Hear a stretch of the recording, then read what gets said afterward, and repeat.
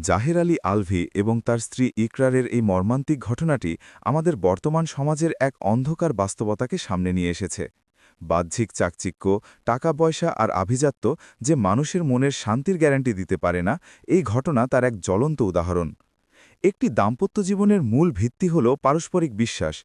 টাকা পয়সা বা বাড়ি-গাড়ি দিয়ে অভাব মেটানো সম্ভব, কিন্তু বিশ্বাসের অভাব মেটানো অসম্ভব। আলভির পরকীয়া আসক্তি প্রমাণ করে যে নৈতিকতা ও চরিত্র না থাকলে বাহ্যিক সব অর্জনই অর্থহীন। একজন মেয়ের কাছে তার স্বামীর চারিত্রিক শুভ্রতা পৃথিবীর সব ধন সম্পদের চেয়েও দামি। ইকরার জীবনে অভাব ছিল না, বাড়ি, গাড়ি, সম্পদ সবই ছিল। কিন্তু দিন শেষে মানুষের প্রয়োজন একজন বিশ্বস্ত সঙ্গী, যার কাছে সে মানসিকভাবে নিরাপদ বোধ করবে। এই ঘটনাটি আমাদের চোখে আঙুল দিয়ে দেখিয়ে দেয় যে শান্তি মানসিক বিষয়, বস্তুগত নয়। শূন্য পকেটে ভালোবাসা টিকে থাকতে পারে, কিন্তু অবিশ্বাসের প্রাসাদে ভালোবাসা দম বন্ধ হয়ে মারা যায়। পরকীয়া কেবল একটি সম্পর্কের বিচ্ছেদ ঘটায় না, এটি অপর পাশের মানুষটিকে মানসিকভাবে এতটাই বিপর্যস্ত করে তোলে যে সে আত্মহননের মতো পথ বেছে নিতে বাধ্য হয়। এটি একটি নীরব ঘাতক। যারা পরকীয়ায় লিপ্ত হন তারা বুঝতে পারেন না যে তারা কেবল একটি সম্পর্ক নয়, বরং একটি জীবন ও একটি পরিবারের স্বপ্নকেও হত্যা করছেন। একজন মানুষের পাশে লোক থাকলেও সে কতটা একা হতে পারে, ইকরার মৃত্যু তা প্রমাণ করে। স্বামী পাশে থেকেও যখন অন্য কারো কথা ভাবে, তখন স্ত্রীর জন্য সেই একাকিত্ব অসহনীয় হয়ে ওঠে।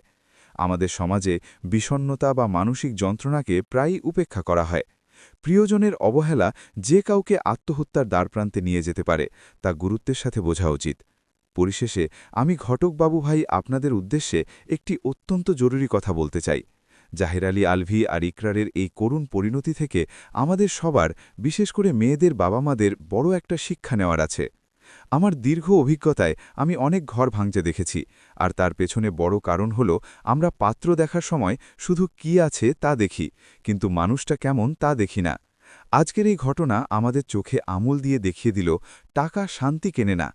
ছেলে কত টাকা বেতন পায়, কয়তলা বাড়ি আছে বা কি গাড়ি চালায়, সেটা দেখেই মেয়ের ভবিষ্যৎ নিশ্চিত ভাববেন না।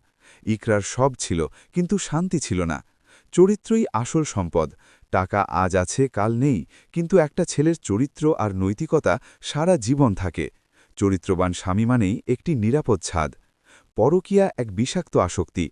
যে ছেলে তার স্ত্রীর প্রতি বিশ্বস্ত থাকতে পারে না, তার কোটি টাকা থাকলেও সে আপনার মেয়েকে সুখী করতে পারবে না। সে কেবল আপনার মেয়ের জীবনটাকে নরক বানিয়ে দেবে। আমার অনুরোধ, মেয়ের বিয়ের আগে শুধু ছেলের ব্যাংক ব্যালেন্স খুঁজবেন না, একটু সময় নিয়ে খোঁজ নিন ছেলেটা মানুষ হিসেবে কেমন, তার নৈতিকতা কেমন।